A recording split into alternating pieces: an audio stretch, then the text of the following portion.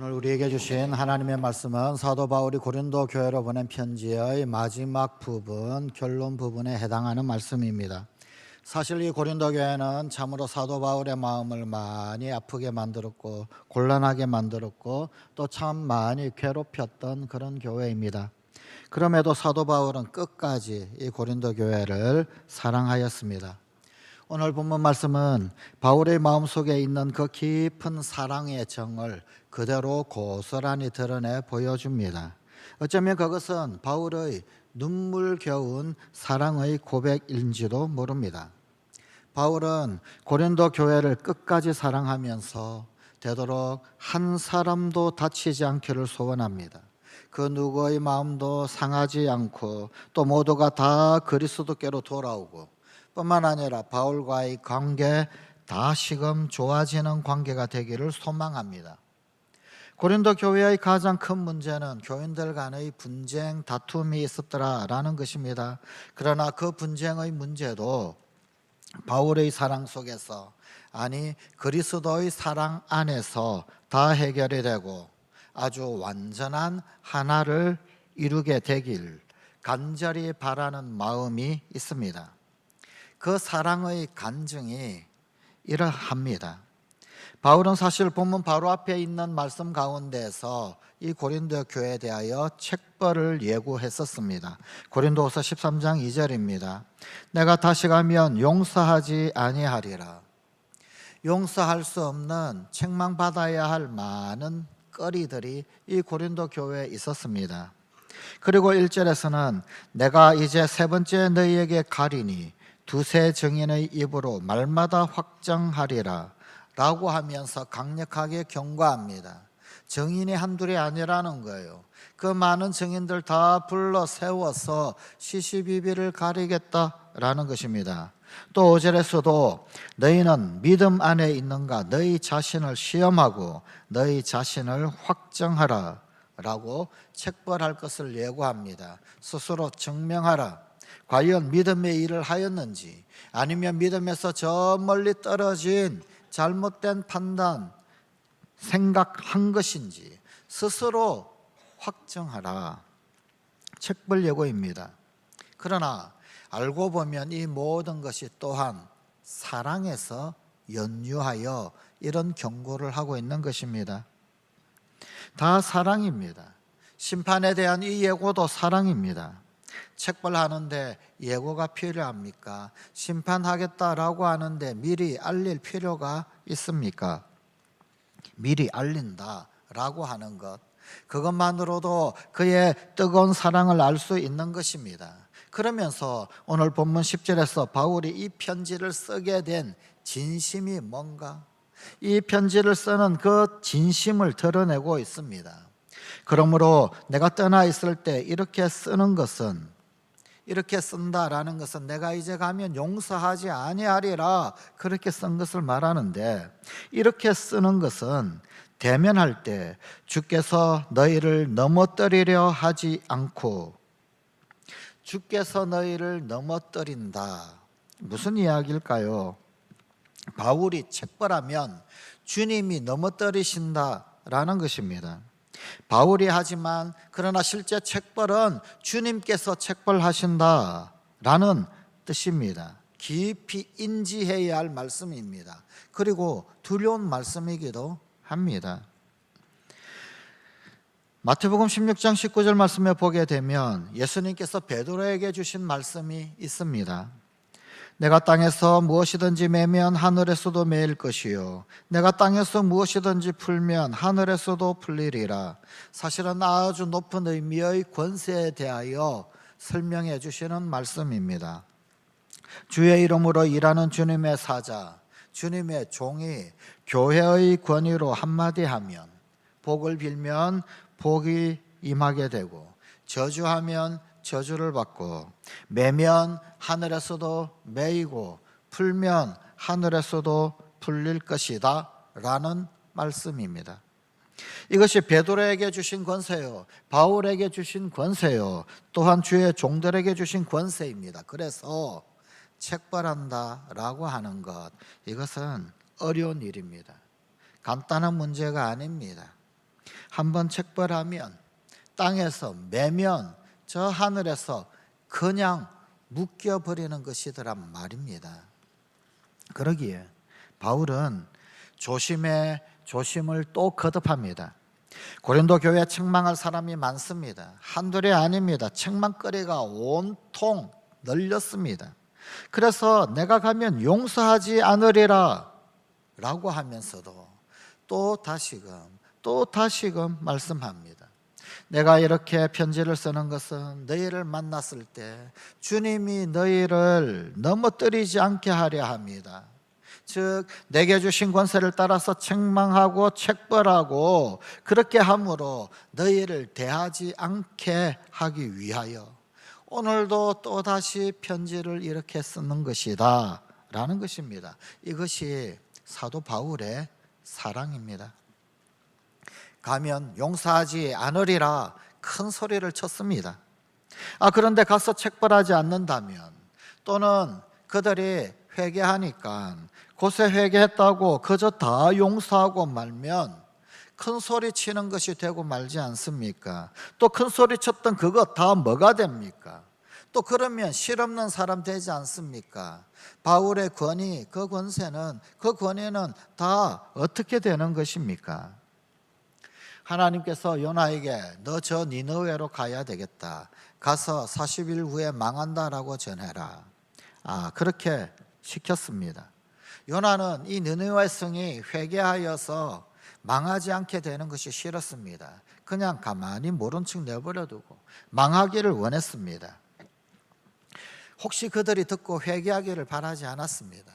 하여간 우여곡절 끝에 결국은 니느웨로 갑니다. 그래서 가서 오로지 한마디, 딱 한마디밖에 전하지 않습니다. 40일 후에 망한다. 그리고 회개하라. 그런 말은 쏙 빼버립니다. 회개해서 혹시라도 망하지 않게 될까 봐. 회개하라라고 하는 말은 쏙 빼버리고 40일 후에 망한다. 그 말만 딱 정합니다. 그런데 40일 후에 망한다. 그 말 듣고 니느웨 성 왕으로부터 백성까지 전부 온통 회개를 하였습니다. 그리고 그 회개 끝에 니느웨 성은 끝내 망하지 않았습니다. 그때 요나가 얼마나 불평을 합니까? 내 걸을 줄 알았다. 이래서 내가 안 오려고 한 것이다. 이래서 내가 니느웨가 아니라 다시스로 가는 배를 탔던 것이다. 하나님 내가 안 오겠다고 했잖아요. 하나님은 멸망시키겠다. 그렇게 했다가도 또 회개한다고 홀라당 다 용서해 줘 버리고, 그러면 40일 후에 망한다고 이야기한 내 체면은 도대체 뭐가 됩니까? 망한 데 했으면 망해야지. 안 망하면 나는 뭐가 됩니까? 나는 바보 되는 것 아닙니까? 이에 대한 하나님의 대답이 뭘까요? 하나님의 심정이 도대체 뭘까요? 그래, 맞다. 그러나 네가 바보 되는 것이 낫지. 저 니느웨 성이 다 망해야 속이 편하겠냐? 이게 하나님의 대답, 하나님의 마음입니다. 우리가 용서할 때 혹은 참을 때 때로는 거짓말을 한 자가 되기도 하고, 권위 없는 자가 되기도 하고, 미련한 자가 되기도 하고, 약한 자가 되기도 하는 것입니다. 사실 바울은 책망할 자격 없는 자가 아닙니다. 본문 6절 말씀입니다. 우리가 버림받은 자 되지 아니한 것을 너희가 알기를 내가 바라고. 여기 버림받은 자라고 하는 말, 이 말은 실격자라고 하는 뜻입니다. 다시 말하면 자격 없는 자라고 하는 말입니다. 즉 내가 너희를 책망할 자격이 없는 자가 아니다. 지금 그런 말씀입니다. 내가 너희를 책벌해 버릴 권세가 없는 자가 아니다 라는 것입니다. 버림받은 자가 아닙니다.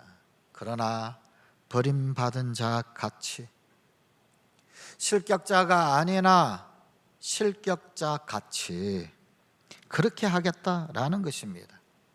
내가 미련한 자가 아니지만 그러나 미련한 자 같이 약하게 될 것이다 라는 말씀입니다. 사랑은 그 사람을 약하게도 어리석게도 미련하게도 만듭니다. 그래서 정작 바울이 원하는 게 뭡니까? 정작 바울의 진짜 목적은 무엇입니까? 본문 7절, 우리가 옳은 자임을 나타내고자 함이 아니라, 무슨 뜻이냐면 나의 의를 드러내고자 하는 것이 아니다라는 겁니다. 내 의를 내가 자랑하려는 것이 아니다라는 말씀입니다. 내 의를 세우려는 것이 아니다. 옳은 자임을 나타내고자 함이 아니다. 내가 옳은 자이다라는 사실이 드러나는 순간 고린도 교인들은 다 죄인이 됩니다. 내가 옳은 자임이 증명되어지는 그 순간 고린도 교회는 다 책벌을 받게 됩니다. 몇몇 사람은 징계를 받게 될 것입니다. 계속되는 7절, 너희는 선을 행하게 하고자 함이라. 또 9절, 너희가 강한 것을 기뻐하고. 내가 옳은 자임이 드러나는 것, 그것이 목적이 아니다. 그렇게 하려고 하는 게 아니다. 너희를 의롭게 하려는 것이다. 너희를 선하게 만들고자 합니다. 그래서 내 의를 너희에게 준다. 내 명예도 너희에게 준다. 나는 어리석은 자가 되어도 좋고, 나는 미련한 자가 되어도 좋고, 나는 부끄러운 자가 되어도 좋고, 비겁한 자가 되어도 좋다. 내 말한 것이 참으로 흩은 말이 되어도 좋고, 내 말이 거짓말이 되어도 좋다. 너희만 바로 설 수 있다라고 한다면, 너희만 다시 구원받을 수 있다면, 다시 회개할 수만 있다면 얼마든지 내가 어떤 부끄러움도 자격 없는 자도 그런 취급을 받아도 감수하겠다, 이런 뜻입니다. 이것이 바울의 마음입니다. 사랑의 속성이 여기에 있습니다. 상대방을 어렵게 하기 위하여서 내 의를 포기하는 것입니다. 상대방을 선하게 하기 위하여 내가 가장 낮고 천한 어리석은 자가 되는 것입니다. 또 상대방을 강하게 만들기 위하여 내가 아주 초라해지고 약해지는 것입니다. 우리가 누구에게 무엇을 준다, 뭘 준다 하지만 물질 주는 것, 사실 그것은 아무것도 아닙니다. 물질을 주고 명예를 주고 지위도 주고 거기에다가 필경에는 나의 의까지도 주어야 합니다.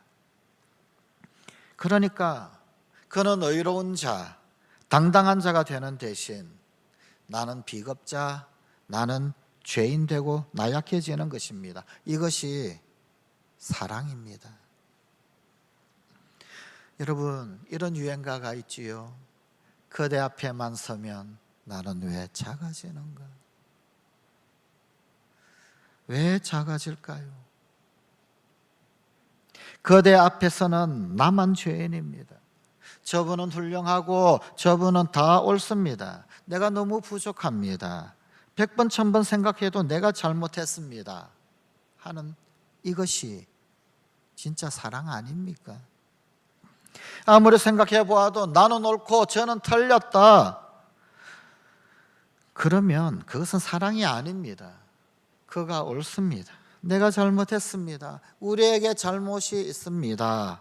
이것이 진짜 사랑입니다. 우리 현대인들은 너무나도 공명심의 노예가 되어 있고 인정의 욕망에 사로잡혀 있는 듯합니다. 내가 물질도 명예도 지위도 의도 내가 다 가져야 합니다. 내가 의로운 자가 되어야 하고 내가 옳아야 되고 내가 당당한 자가 되어야 합니다. 무엇보다도 되돌려 받고자 하는 마음이 강합니다. 내가 이만큼 했으면 인정받아야 되고 박수도 받아야 되고 옳다 의도 받아야 하고, 모두가 다 자기 이름을 내려고 애를 씁니다. 이것은 그리스도인들도 별 다르지 않는 것 같습니다. 자기 이름이 나면 열심히 하고 그렇지 않으면 안 하고, 자기 명예가 주어지고 자기가 앞세워지고 자기 순서가 있고 자기 얼굴이 알려지면 그러면 참여하고 열심히 하는 듯하고, 그런데 이름 없고 얼굴 알려지지 않고 세워지지 않으면 쏙 빠져버리고, 그런 것은 하나님의 일답지가 않습니다. 그렇게 해서 하나님의 일이 아닙니다. 그건 자기의 일이지, 나의 일이지, 그렇게 하는 건 하나님의 일이 결코 아니지 않습니까?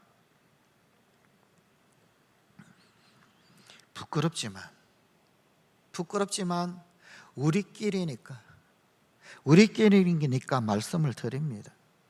저희 교회는 그 이전까지는 명절이 되면 춘천시청에다가 불이웃 돕기를 했습니다.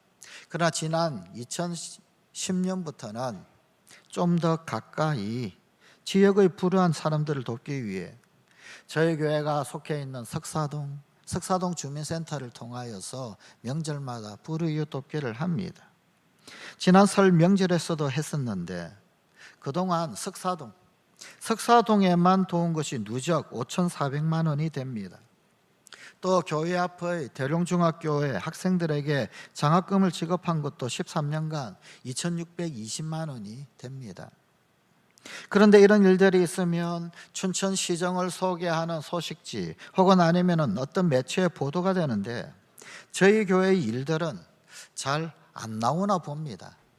그래서 한두 분 여기저기 이야기하시는 분들이 좀 있습니다.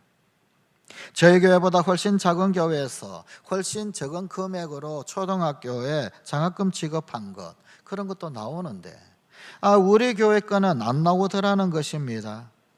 또 지난 주간에는 어떤 분으로부터 시정 소식지에 명절에 주민센터에 그 불이웃 돕기 한 그것이 다른 교회 것은 나오는데 우리 교회 것은 안 나오더라 라고 하는 얘기를 또 듣기도 했습니다.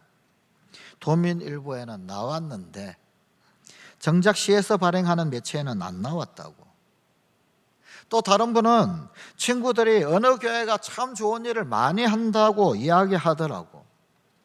그러면서 우리 교회도 그런 이름이 좀 나면 좋겠다라는 그런 바람을 들은 적도 있습니다. 사실 저희 교회는 그런 보도를 알리거나 혹은 실어달라고 하지를 않습니다. 그래서 너무 안 알리는 것 아닌가 하는 그런 의견들, 그런 생각들도 있습니다. 물론 알아주고 선전도 되고 하면 좋겠지요. 그렇지만은 알려주면 감사한 것이고 아니어도 그뿐 아니겠습니까? 뭐 되돌려 받자고 하는 것도 아닌 것인데, 그리스도를 섬긴다라고 하면 오직 섬기고 희생하고 그리고는 끝내야 하는 것, 그것 아니겠습니까? 알아주느니 안 알아주느니 뭐가 섭섭하다느니 할 것 없습니다. 그런데 집착하면 하나님의 일답지가 않습니다. 하나님의 일이 아니라 나의 일, 우리의 일, 사람의 일, 아무 것으로도 어떤 칭찬이나 명예로도 되돌려 받고자 하는 그런 마음에 사로잡히지 말아야 하지. 그래야 하나님의 일이 되지 않겠습니까? 성관가족 여러분, 혹시 참는 일이 있으십니까? 잘 참으십시오. 그런데 참으려거든 입 꾹 다물고 참으십시오. 참으시려거든 밝은 얼굴로 참으십시오. 끝까지 참고 좀 죄송하지만 입 다물고 죽으십시오. 그래야 참은 것이지. 어느 순간인가 가서 내가 10년을 참았는데 그렇게 하게 되면 그것 다 무효가 됩니다. 내가 얼마나 고생했는데 그러지 마십시오. 자녀들을 위해서도 수고 많이 하는데 그 수고를 내세우지는 마십시오. 수고하고도 그저 미안하다, 좀 더 잘해야 되겠는데 내가 힘이 없어서, 이게 사랑 아닌가요? 내가 너를 위해서 얼마나 수고했는데 그러니까 아이들은 누가 하랬습니까? 그러지 않습니까? 이런 것은 사랑이 아닌 것입니다. 사랑의 속성은 그렇지 않습니다. 참는다 할 때는 끝까지 참아버리는 것입니다. 그게 사랑의 속성입니다. 중얼중얼 불평하는 소리 하지 맙시다. 그래놓고 사랑이라고 하지 마십시오. 불평 한마디에 사랑의 속성이 날아갑니다. 다 날아 없어져 버립니다. 완전히 변질되어 버립니다. 한평생을 수고했다라고 한다 할지라도 죄다 헛것되고 맙니다. 예수님께서 십자가에 달려 돌아가셨을 때 그때 딱 한마디 더 하셨더라면 어떻게 되었을까요? 못을 박는 그 무리들, 십자가에 매다는 그들, 머리에 가시면류관 씌워서 갈대 가지고 톡톡톡톡 치면서 그러면서 조롱하는 그들, 손가락질하는 사람들, 그들을 보고 이놈들 두고 보자, 나중에 보자, 혹시라도 그 한마디만 하셨다라고 한다면 어떻게 되었을까요? 예수님의 십자가가 헛것이 되고 맙니다. 몇백 번 십자가를 진다 할지라도 다 소용없는 것 되고 맙니다. 한마디에 그야말로 완전히 곤두박질 치고 마는 것 아니겠습니까? 수고했던, 희생했던, 그저 약해지고 어리석은 자가 되고 미련한 자가 되고 그리고 말아야 합니다. 아무도 몰라주어도 좋습니다. 하나님 아시니까, 하나님이 보고 계시니까, 하나님만 아시면 되는 것 아닙니까? 그때 상급이 더 크잖아요. 우리가 봉사하기는 하는데 공명심의 노예가 되었다라고 한다면 그 봉사는 헛된 일로 돌아갑니다. 공명심에 조금이라도 사로잡히는 순간 하나님의 일이 아닙니다. 내일입니다. 그러면 이런 사랑의 수고를 도대체 어떻게 할 수 있을까요? 이 모든 사랑의 수고나 이 희생을 정말로 감내할 만한 그 힘이 어디에서 나옵니까? 그런 동기, 그 용기가 도대체 어디에서 오는 것입니까? 진정한 용기는 진리에서 나옵니다. 용기는 진리에서 나온다고 말씀합니다. 본문 8절입니다. 우리는 진리를 거슬러 아무것도 할 수 없고 오직 진리를 위할 뿐이니. 진리를 믿기 때문에 어리석어져도 좋은 것입니다. 진리를 믿기 때문에 약해져도 좋고 죄인이 되어도 좋습니다. 진리를 믿습니다. 진리. 그래도 진리가 있으니. 마틴 루터는 종교개혁을 하면서 참으로 많이 어렵고 힘들었습니다. 핍박이 많았고 많은 어려움을 당했습니다. 그런데 그가 한 유명한 말이 있습니다. 비록 보름스 시내에 나를 대적하는 원수와 적이 저 지붕 위의 귀화장처럼 많다 하더라도 나는 진리를 추구하겠노라. 오로지 진리를 세우고 진리를 믿고 진리를 쫓아가기 때문에 용기가 있는 것입니다. 진리를 믿기에 두려움이 없는 것입니다. 진리가 내 편에 있기 때문이요, 내가 진리 편에 있기 때문입니다. 진리가 용기의 근본입니다. 인도의 간디가 영국의 압제 그리고 극폭력에 저항하면서 평화행진을 계획했습니다. 비폭력 무저항. 그가 선두에 섰을 때 영국 기자들이 그를 짓궂게 따라오면서 조롱하던 듯이 이렇게 질문을 했습니다. 당신이 기울이는 노력은 무모한 일입니다. 당신의 하는 일이 성공할 가능성이란 1%도 보이지 않는데 무엇 때문에 쓸데없는 수고를 하십니까? 뭐 하고자 하십니까? 아무런 효력도 없는데. 그러나 간디는 의연하게 이렇게 대답을 했습니다. 반드시 성공할 날이 올 것입니다. 진리가 우리 편이니까요. 진리가 졌다는 역사를 본 일이 있습니까? 그는 진리를 믿었기에, 진리의 최후 승리를 믿었기 때문에 그 많은 조롱, 그 많은 고난 속에서도 끝까지 비폭력 저항을 할 수 있었습니다. 끝까지 평화의 행진을 할 수 있었고 희생을 할 수 있었고, 그리고 그 결과를 볼 수 있었던 것입니다. 진리를 믿고 진리를 알고 진리를 똑바로 따르는 사람은 끝까지 웃을 수 있습니다. 끝까지 명랑할 수 있습니다. 끝까지 용기가 있을 수 있습니다. 진리가 있으니, 진리가 다 드러나게 할 것이니, 진리 편이니, 진리가 내 편이니, 아무 것에 대해서도 그 무엇을 기대할 필요가 없습니다. 오로지 진리, 그것을 따라감으로써만 넉넉하게 사랑할 수가 있습니다. 진리가 있는 사람이 끝까지 사랑합니다. 사랑이 뭘까요?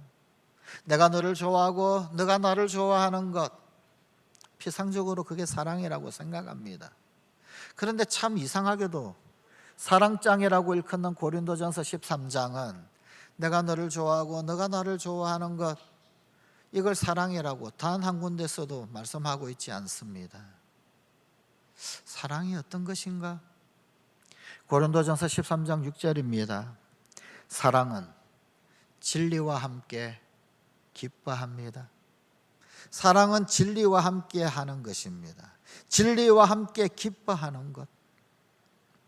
사랑은 내가 너를 좋아하고 너가 나를 좋아하는 것에 있는 것이 아니라 사랑은 진리와 함께 기뻐하는 데 있습니다.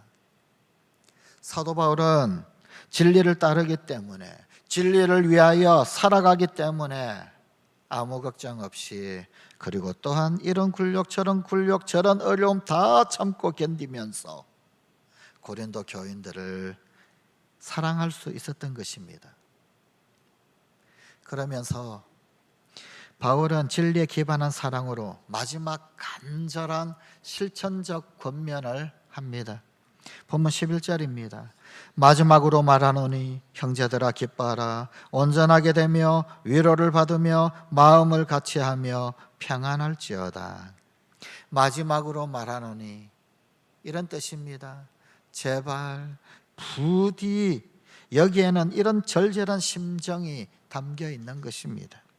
그러면서 고린도 교회에 당부하는 것이 기뻐하라 라는 명령입니다. 끝까지 고린도 교회를 사랑할 수 있는 바울의 비결은 그리스도 안에서의 기쁨에 있었습니다.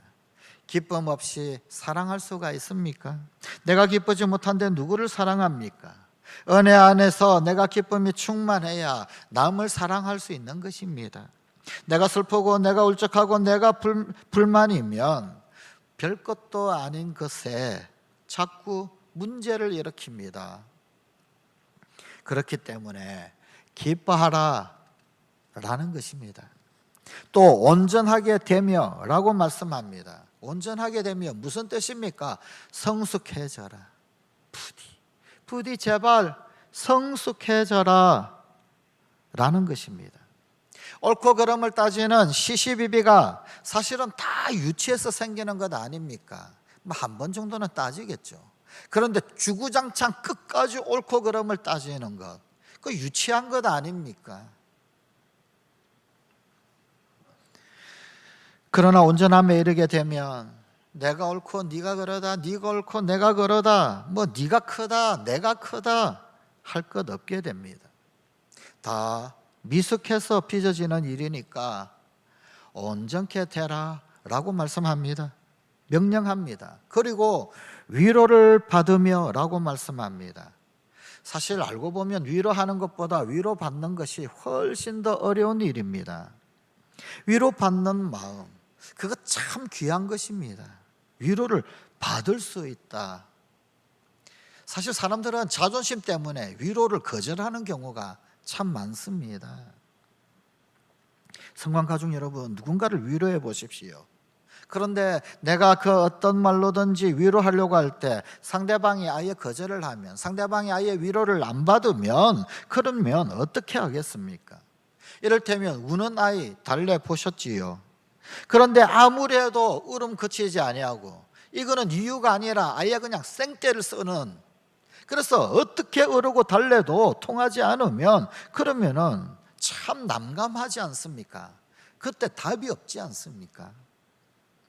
상대방이 위로를 거절하는 것처럼 어려운 것이 없습니다. 그래서 내가 사랑한다라고 해서 사랑이 통하게 됩니까? 내가 좋은 마음 가졌다라고 좋은 마음으로 다 전달이 되는가요? 그 위로라는 거, 그것이 이처럼 힘든 일이 없습니다.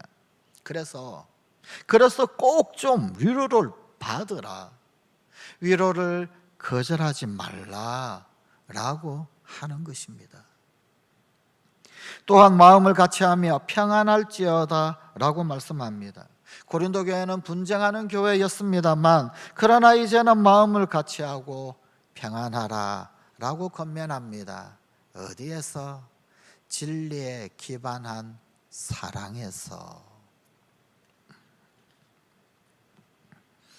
사랑하는 성관가족 여러분, 사실 고린도 교회는 신약 교회 중에, 신약 성경에 나오는 모든 교회 중에서 가장 문제거리, 가장 골칫거리 교회입니다. 교회 내 분열과 분쟁이 있었습니다. 음행의 문제도 있었습니다. 심지어 가족 간의 음행의 문제가 있었습니다. 교인 간의 고소고발이 난무했습니다. 결혼에 대한 혼탁 혼란이 있었습니다. 우상의 재물 문제 때문에 시비가 끊이지 않았습니다. 사도권에 대한 도전이 있었습니다. 사도 바울이 사도냐 아니냐, 우상 숭배의 문제가 심각했습니다. 예배 형식에 대한 논쟁이 있었습니다. 방언을 해야 되냐 말아야 되냐, 통역해야 되냐, 누가 예언을 하면 어떻게 해야 되는지, 예배가 맞니 틀리니, 성만찬에 대한 오용이 있었습니다. 은사 오남용 문제가 있었습니다.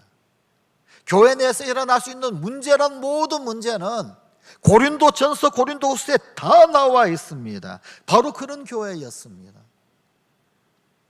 그러나 사도 바울이 고린도 교회에 보내는 편지를 통하여 주님은 이런 수많은 복잡한 문제들, 이런 모든 교회의 문제들, 그 문제는 결국은 하나의 문제이며 그것은 사랑의 문제이다 라고 말씀합니다. 그리고 끝까지 사랑할 수 있는 힘은 진리로부터 나오는 것입니다. 그래서 사랑과 진리, 진리와 함께 기뻐하는 사랑이 결국 교회를 살리고 성도를 살리고 세우는 근간이 됩니다. 진리 위에 우뚝 선 사랑으로 우리는 비로소 성광은 나의 자랑이 되고 나는 성광의 자랑이 될 수 있습니다. 기도하십시다. 하나님, 오직 진리를 위할 뿐, 오직 진리 위에 우뚝 선 사랑으로 우리 사랑하는 성광 가족들, 그리고 또한 우리 성광 교회가, 주의 몸된 공동체가 세워지게 하시고 살게 하시고 살아나게 하여 주시옵소서. 예수님 이름으로 기도드리옵나이다. 아멘.